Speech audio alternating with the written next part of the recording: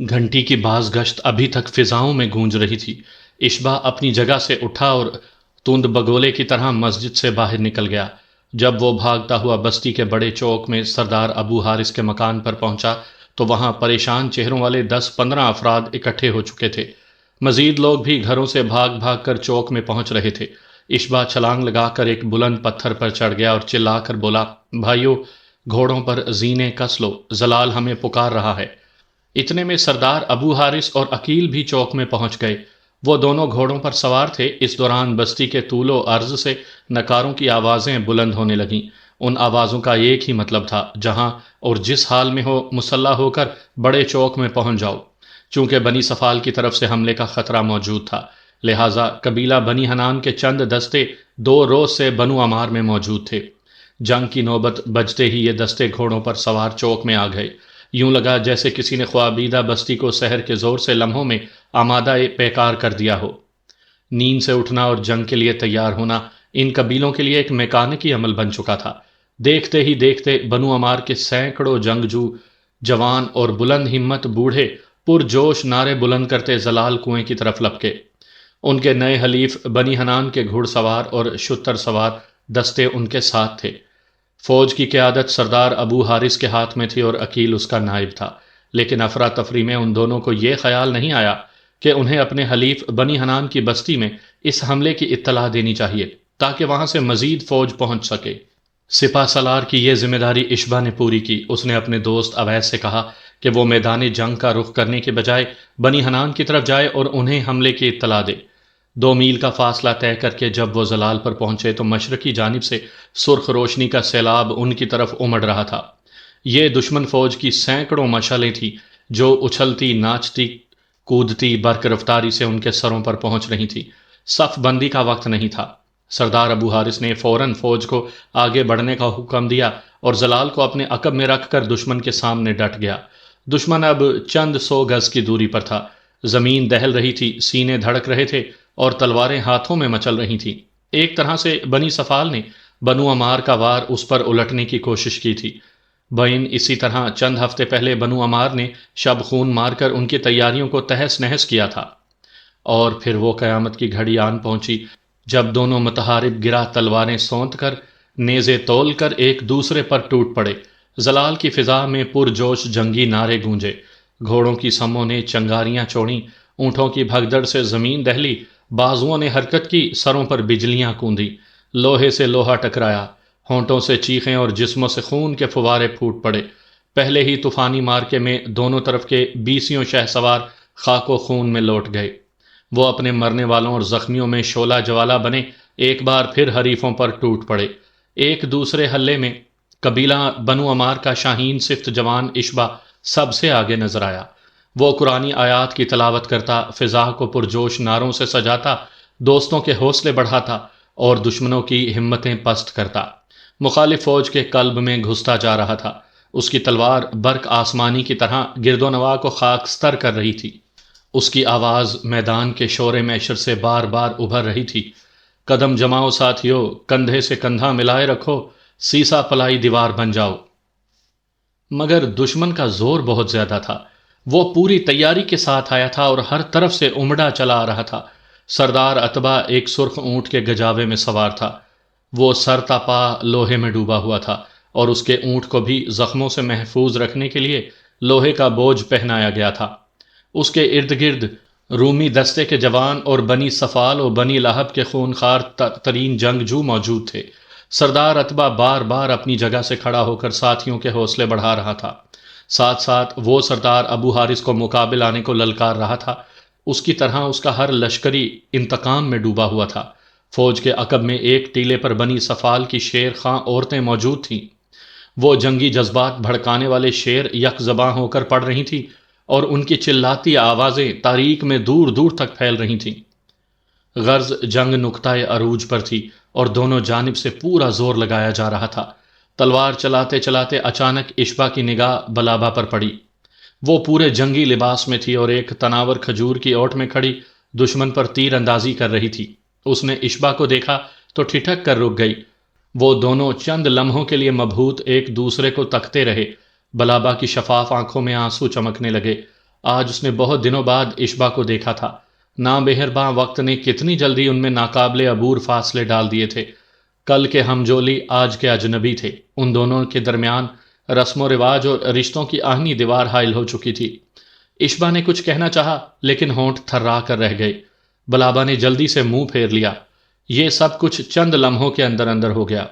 عین اس وقت ایک جنگجو رومی سوار صفیں چیرتا بلابا پر حملہ آور ہوا۔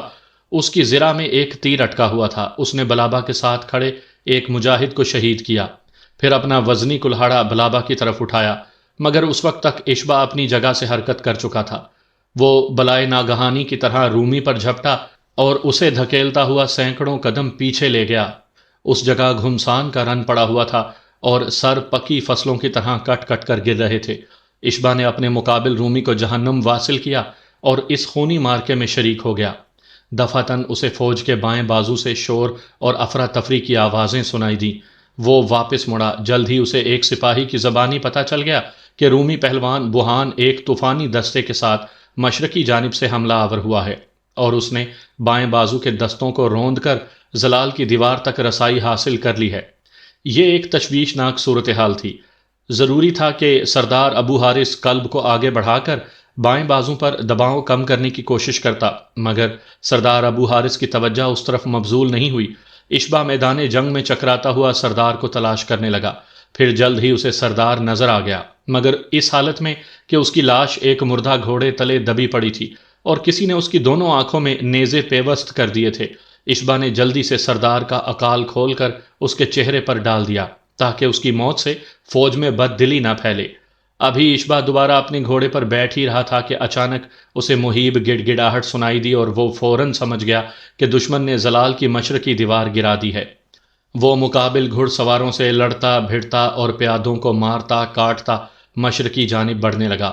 راستے میں اسے زبیر ملا۔ اس کا بازو زخمی تھا۔ اس نے پریشان لہجے میں اشبا کو بتایا کہ دشمن مشرقی دیوار توڑ کر اندر داخل ہو گیا ہے اور اب وہ سامنے کی جانب سے بھی بھرپور حملہ کر رہا ہے۔ اشبا نے ایک علمبردار کے ہاتھوں سے علم لیا اور اسے لہرا لہرا کر ساتھیوں کے حوصلے بڑھانے لگا۔ جلد ہی سینکڑوں مجاہد دشمن کا یہ بھرپور حملہ روکنے کے لیے آہنی دیوار بن گئے۔ دشمن جس نے اپنی ساری قوت اس محاذ پر لگا دی تھی، آندھی و طوفان کی طرح آگے بڑھا اور مسلمانوں سے ٹکرا گیا۔ پلک جھپکتے میں دو بدو لڑائی تک نوبت پہنچ گئی۔ فاصلہ کم ہونے کی وجہ سے تلواریں اور نیزے بیکار ہو گئے۔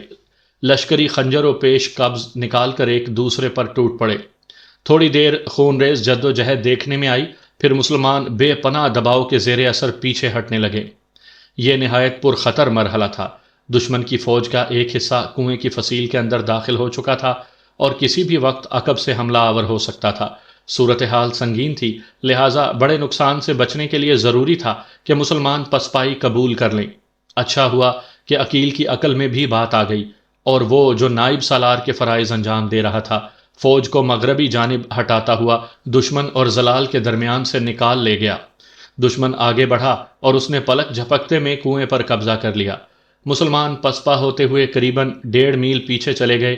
ایک طرح وہ اپنی آبادی کے مضافات میں پہنچ چکے تھے۔ یہاں پہنچ کر انہوں نے اپنے تیر انداز دستوں کو مختلف جگہوں پر متعین کیا اور بستی کے گرد ایک مضبوط دفاعی حصار بنا لیا۔ انہیں امید تھی کہ اگر دشمن نے فوراً بستی پر یلغار کی تو وہ اونچے اونچے ٹیلوں کا فائدہ اٹھا کر اسے بھاری نقصان پہنچائیں گے، لیکن سردار اتبا جیسے جہاں دیدہ شخص نے یہ بے وقوفی نہیں کی اور آگے بڑھنے کے بجائے زلال پر قبضہ مضبوط کرتا رہا۔ اگلے روز یہ لڑائی فیصلہ کن مرحلے میں داخل ہوئی۔ سردار اتبا اپنے لشکر کے ساتھ زلال سے آگے بڑھ کر بستی کے سامنے کھلے میدان میں فرد کش ہوا۔ رات کی فتح نے ان کے حوصلوں کو بلند کر دیا تھا اور وہ مسلمانوں کو ملیا میٹ کرنے کا تہیہ کیے ہوئے تھے۔ دوسری طرف بنو عمار کے اندر بھی صورتحال بدل چکی تھی۔ رات ڈھلے بنی حنان کی 1000 لشکری کیل کانٹے سے لیس ہو کر ان کی مدد کو پہنچ گئے تھے۔ اس کے علاوہ بستی والوں کو ایک ایسا پیغام بھی ملا تھا جس نے ان کے جسموں میں تازہ روح پھونک دی تھی اور ان کے مایوس دلوں کو جوش و جذبے سے معمور کر دیا تھا۔ یہ پیغام زہار اور سنہری شاہین کی طرف سے تھا۔ اس نے اپنے ایک نقاب پوش ساتھی کے ہاتھوں کہلا بھیجا تھا کہ کل طلوع آفتاب سے قبل وہ ان کے درمیان پہنچ جائے گا اور ان کے شانہ بشانہ لڑائی میں شریک ہوگا۔ یہ خبر اہل قبیلہ کے لیے مزدائیں جاں فضا کی حیثیت رکھتی تھی۔ انہوں نے اپنی کمریں کس لیں اور ہتھیار چمکانے میں مصروف ہو گئے۔ اب ہر آنکھ زحار کی منتظر تھی اور ہر کان اس کی آہٹ پر لگا ہوا تھا۔ پھر جب بنی صفال کا لشکر پیش قدمی کر کے بستی کے نواح میں پہنچ گیا تو بنو عمار کا ہر فرد زحار کے لیے سر تپا انتظار بن گیا۔ اور پھر وہ آیا، جیسے ٹیلوں کے عقب سے خورشید تابناک نکلے اور نوید صبح بن جائے، جیسے صحرا کے دامن سے طوفان ریگ ابھرے اور ہر سو چھا جائے، اور جیسے سمندر کی گود سے کوئی لہر اچھلے اور بے کنارہ ہو جائے۔ سنہری لباس میں ملبوس، سفید گھوڑے پر سوار، اپنے 5 نقاب پوش ساتھیوں کے ساتھ گھوڑا بھگاتا وہ بستی کی شمال کی جانب سے نمودار ہوا۔ اسے دیکھتے ہی بنو عمار کے لشکری جوش و خروش سے اچھلنے لگے۔ جنگی ناروں کے شور نے آسمان سر پر اٹھا دیا۔ زحار عرف سنہری شاہین بڑی متانت سے لشکر کے سامنے پہنچا۔ اس نے ہاتھ کے اشارے سے لوگوں کو خاموش کروایا اور ایک مختصر سی تقریر کی۔ اس تقریر میں اس نے کہا کہ آج آخری فیصلے کا دن ہے، یا دشمن ہمیں ملیا میٹ کر دے گا یا ہم اسے فنا کر دیں گے، لہٰذا اپنے سروں پر کفن باندھ لو اور اپنے آپ سے عہد کر لو کہ ہماری تلواریں اس وقت تک نیاموں میں واپس نہیں جائیں گی جب تک کفار تباہ یا سرنگوں نہ ہو جائے۔ تقریر کے بعد زحار یعنی اشبا نے اپنی نگرانی میں صف بندی کروائی۔ آگے گھوڑوں کی 2 قطاریں، اس کے پیچھے اونٹ اور ان کے پیچھے چاقو چوبند پیادے نیزے بھالے حربے سنبھالے کھڑے تھے۔ کل کوئی 2500 کا لشکر تھا، دوسری طرف دشمن بھی پوری تیاری سے آیا تھا۔ یوں لگتا تھا قبیلہ بنی صفال اور بنی لہب کا ہر فرد مسلح ہو کر میدان میں کود پڑا ہے۔ رومی دستے کو شامل کر کے لشکر کی تعداد کسی طرح بھی 4000 سے کم نہیں تھی۔ صف بندی ہو چکی تھی اور دونوں طرف کی فوجیں چوکس ہو گئیں تو اشبا نے محرر کو بلایا اور ایک خط تحریر کرنے کو کہا۔ خط کا مضمون یہ تھا: زحار کی طرف سے بھگوڑے سردار اور بدنام قزاق بوہان رومی کے نام، میں جانتا ہوں کہ سردار اتبا میں اتنی سکت نہیں کہ ہم پر حملہ کر سکتا۔ وہ بے وقوف تمہارے ورغلانے میں آ گیا۔ تم نے زلال پر قبضہ کر کے اپنی طرف سے بڑا تیر مارا ہے، لیکن یہ تیر بہت جلد پلٹ کر تمہارے سینے میں پیوست ہونے والا ہے۔ اگر تم اپنے آپ کو بڑا سورما سمجھتے ہو تو میں تمہیں ایک پیشکش کرتا ہوں۔ آؤ ہم سینکڑوں انسانوں کا خون بہانے کے بجائے ایک دوسرے سے فیصلہ کر لیں۔ جو مارا گیا اس کا لشکر مزاحمت کے بغیر پسپا ہو جائے گا، مگر میں جانتا ہوں کہ تم فطری طور پر بزدل ہو۔ محافظوں کے جھمگٹے میں لڑنے والا شخص کھلے مقابلے کی دعوت کیوں کر قبول کر سکتا ہے؟ یہ خط لکھوا کر اشبا نے زبیر کے حوالے کیا اور اسے حکم دیا کہ اسے دشمن کے سپہ سالار تک پہنچا دے۔ زبیر خط لے کر روانہ ہو گیا۔ اسلامی فوج بے چینی سے انتظار کرتی رہی۔ کچھ دیر بعد زبیر جواب لے کر واپس آ گیا۔ رومی سردار نے لکھوایا تھا: بوہان کی طرف سے پردہ نشین عورت زحار کے نام۔ تانا زنی کا شکریہ، لیکن یہ یاد رکھو زحار، اگر میں بنی صفال کا فرد نہیں تو تمہیں بھی بنو عمار کی کسی عورت نے نہیں جنا۔ رہا سوال تم سے مقابلے کا تو میں سمجھتا ہوں تم نے بڑی مبارک بات کی ہے۔ میں تو کل رات بھی سچے عاشقوں کی طرح تمہیں تلاش کرتا رہا ہوں، لیکن میرا خیال ہے تم جو اصلاً چوہے ہو کسی بل میں گھس کر بیٹھ رہے ہوگے۔ تمہارے القابات سے اندازہ ہوتا ہے کہ تم میرے بارے میں کافی کچھ جانتے ہو، لیکن شاید تم یہ نہیں جانتے کہ میں سردار عرب کا گہرا دوست بھی تھا۔ ہاں، وہی سردار عرب جو چند اشرے پہلے تمہارے ہاتھوں ہلاک ہوا ہے۔ اس کی موت نے مجھے اس جہنم زار میں کھینچا ہے اور اب میں تمہیں یہاں سے سیدھا جنت میں پہنچا کر چھوڑوں گا۔ تم مسلمانوں کو جنت میں جانے کا بڑا شوق ہوتا ہے نا؟ لو تیار ہو جاؤ، میں تم سے دو بدو مقابلے کو تیار ہوں۔ اس تحریر کے نیچے کچھ شعر نقل تھے۔ کسی عربی شاعر کی دھواں دھار نظم تھی جو اس نے عارب بن عوف کی ہلاکت سے متاثر ہو کر لکھی تھی۔ ہائے وہ جوان رانا، وہ شیر صحرا، جو بنو عمار کے کم ظرفوں کے آگے حجاز کا پہاڑ بن گیا۔ اس کی تلوار نے کئی مغرور گردنوں کا خون پیا، مگر آخر بنو عمار کے نقاب پوش کے ہاتھوں مارا گیا۔ حضر موت کی ہوائیں مدت تک اس کا نوحہ کہیں گی، اور الربال خالی کے ویرانوں میں اس بہادر کا ماتم تا ابد جاری رہے گا۔ ہمارے بہادروں نے قسم کھائی ہے وہ عرب کے قاتل کو روئے زمین پر پھرنے کے لیے زندہ نہیں چھوڑیں گے۔ خط پڑھ کر اشبا نے محرر کو تھما دیا۔ زیر نقاب اس کے ہونٹ مسکرا رہے تھے۔ اس نے زبیر سے پوچھا، یہ عرب بن عوف وہی ہے نا جو جان بچانے کے لیے گھاس کے ڈھیر میں چھپ گیا تھا اور ہم نے گھاس کو آگ دکھا کر اسے باہر نکالا تھا؟ زبیر نے کہا، جی جناب، اور جب وہ سر پٹ بھاگا جا رہا تھا تو ایک سپاہی نے حربہ پھینک کر اسے ہلاک کر دیا تھا۔ اشبا نے مخصوص بھاری آواز میں کہا، جس قبیلے کے جوان رانا اور شیر صحرا ایسے ہوں وہ قبیلہ ہمارا مقابلہ نہیں کر سکتا۔ خدا کی قسم آج ہم ان سے زلال کا قبضہ لینے کے لیے نہیں، انہیں نیست و نابود کرنے کے لیے لڑیں گے۔ پھر اس نے محرر کے ہاتھ سے قلم لیا اور نامے کی پشت پر یہ الفاظ گھسیٹ دیے: میں تیار ہوں بہان، اور اللہ نے چاہا تو تیرے خون کو ٹھنڈا کر کے رہوں گا۔ کیا تو اس بات کا یقین دلاتا ہے کہ یہ لڑائی صرف ہم دونوں کے درمیان ہوگی اور لڑائی کے بعد زندہ بچ جانے والا فاتح تصور ہوگا؟ زبیر ایک بار پھر نامہ لے کر مخالف فوج کی طرف گیا۔ اس دفعہ اس کی واپسی فوراً ہی ہو گئی، لیکن وہ اکیلا نہیں تھا، اس کے ساتھ دیو قامت بوہان چلا آ رہا تھا۔ سر تپا لوہے میں ڈوبے بوہان کے نیچے توانا گھوڑا معمولی خچر لگتا تھا۔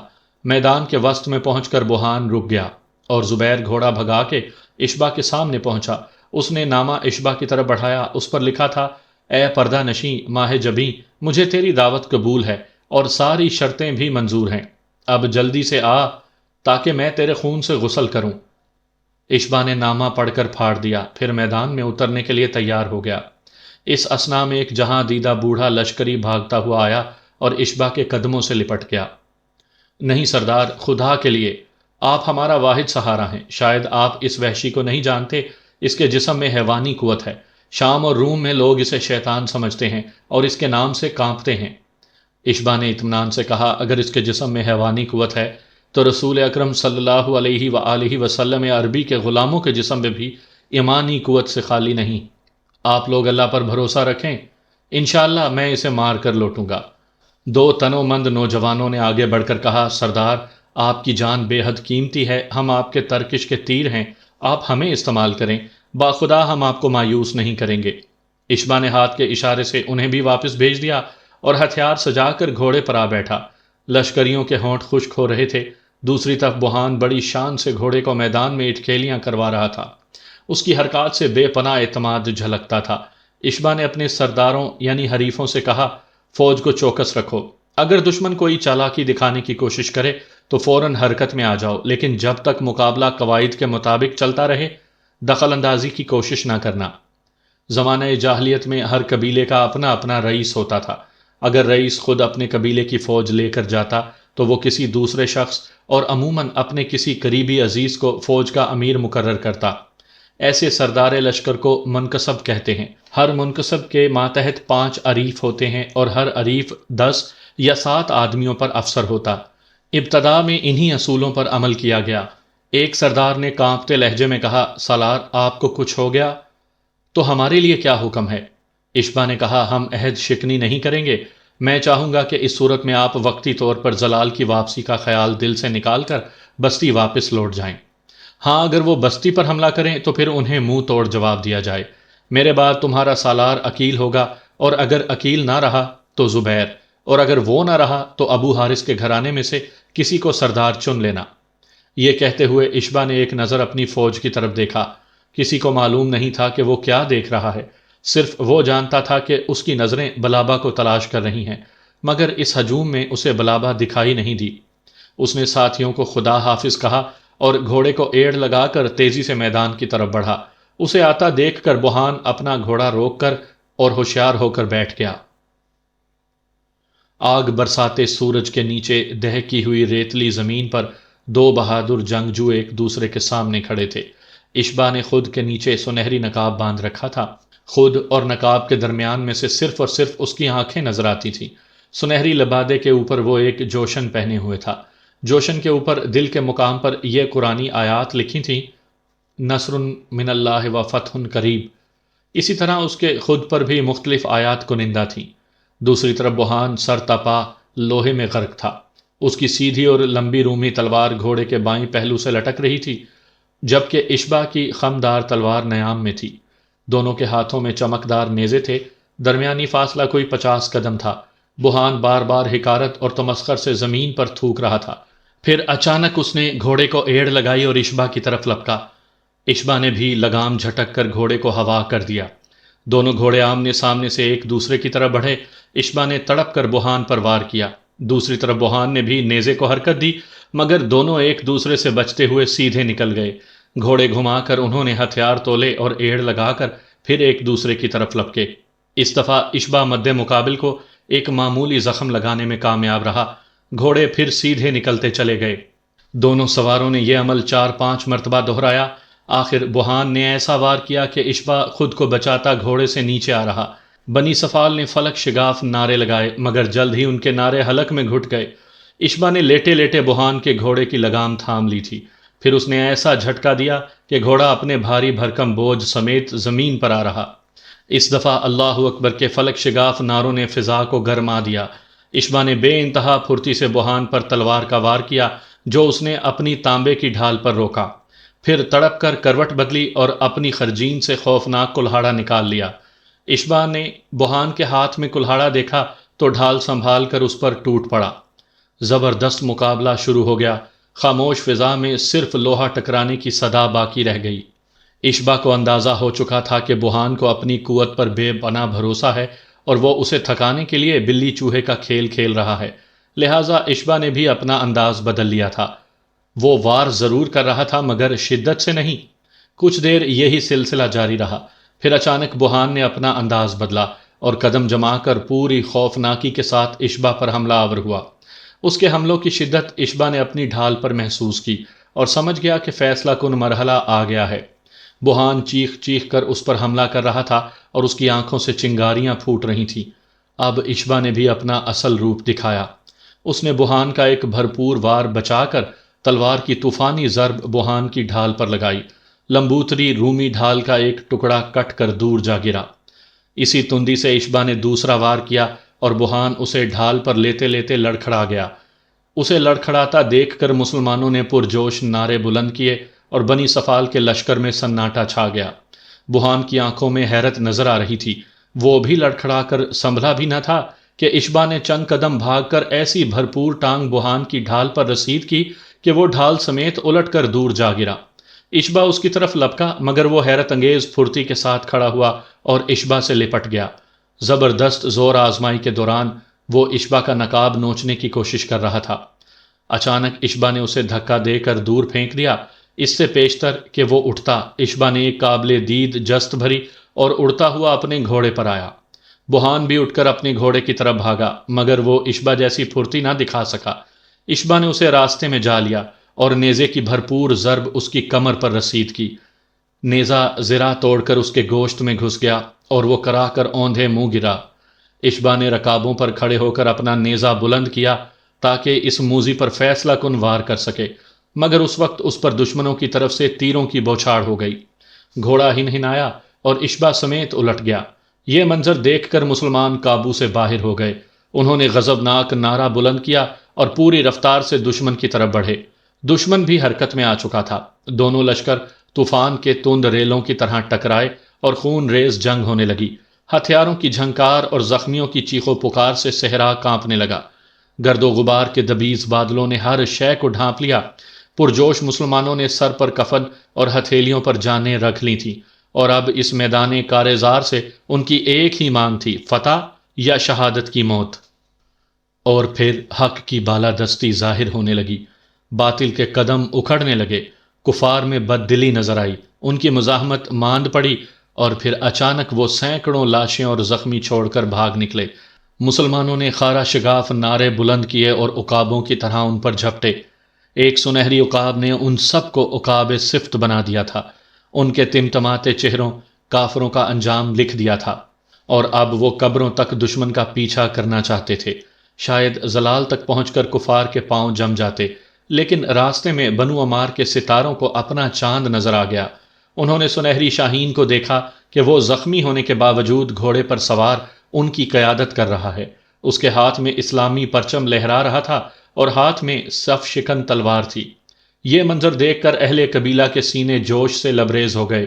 انہوں نے اللہ اکبر کے نعرے لگا کر ایسا بھرپور حملہ کیا کہ پلک جھپکنے میں دشمن کو زلال سے اکھاڑ پھینکا۔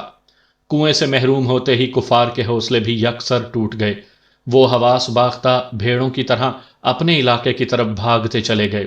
مسلمانوں نے بغیر رکے ان کا تعاقب جاری رکھا اور انہیں مارتے، کاٹتے، گراتے، کچلتے 4 فرسخ تک لے گئے۔ پھر کچھ ہی دیر میں ہجر موت کے حیران سورج نے یہ تماشا دیکھا کہ جنگ بنی صفال کے گلی کوچوں میں ہو رہی ہے۔ وہ دن بنی صفال اور اس کے حلیف بنی لہب پر بہت بھاری تھا۔ اسی روز بنی عمار کے مسلمانوں نے بنی صفال کے کفر کا درخت جڑ سے اکھاڑ دیا۔ دشمنوں کو اس طرح روندا گیا کہ وہ الامان الامان پکارنے لگے۔ ان کے تمام بڑے بڑے سردار جنگ میں کام آئے اور سردار اتبا قیدی ہوا۔ اس کے قید ہوتے ہی جنگ ختم ہو گئی۔ کفار نے ہتھیار ڈال کر شکست تسلیم کر لی۔ بنی صفال کے ایک بہت بڑے گروہ نے اطاعت قبول کر کے زحار کی حمایت کا اعلان کر دیا۔ اس اعلان کے ہوتے ہی لوگ جوک در جوک اسلام قبول کرنے لگے اور دیکھتے ہی دیکھتے کایا پلٹ گئی۔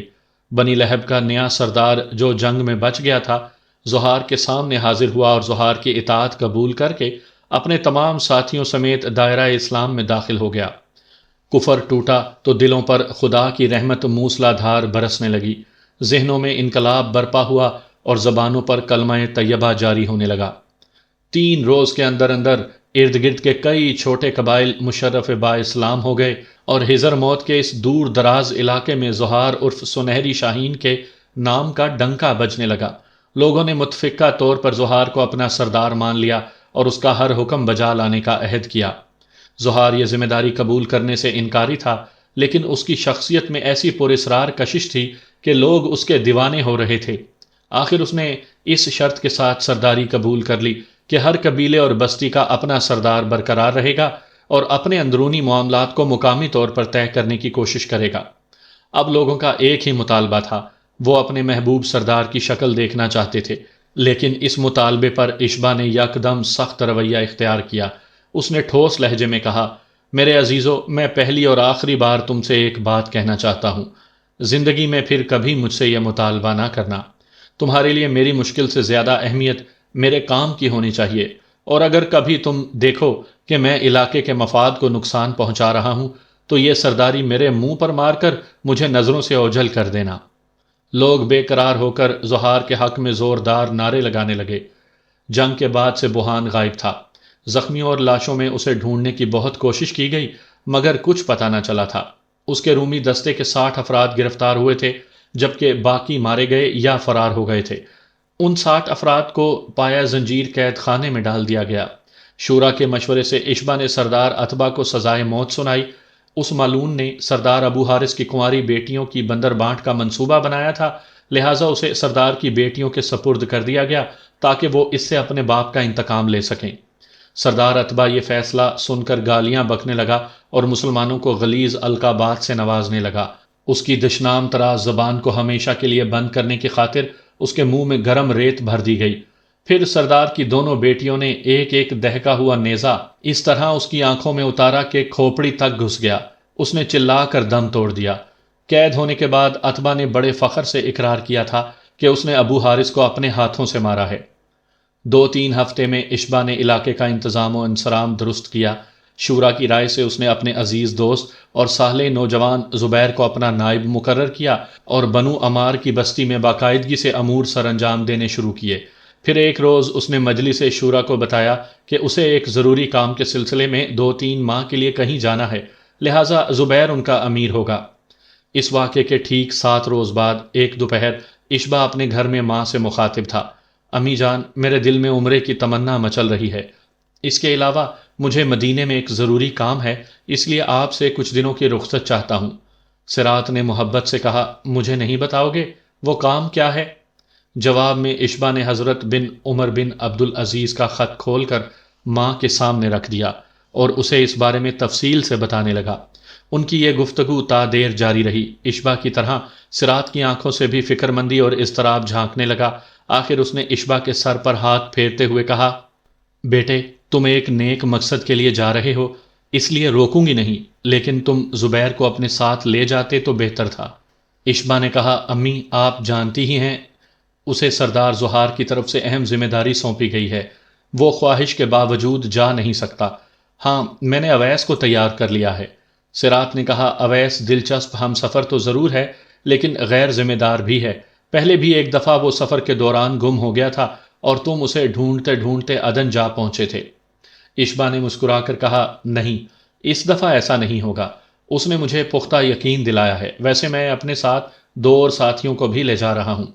سرات نے کہا، یہ ٹھیک ہے، لیکن جانے سے پہلے اپنے نانا کی رائے بھی معلوم کر لو۔ اشبا نے کہا، نانا کو تو میں چٹکی بجاتے منا لوں گا، آپ بتائیں آپ کی طرف سے تو اجازت ہے نا؟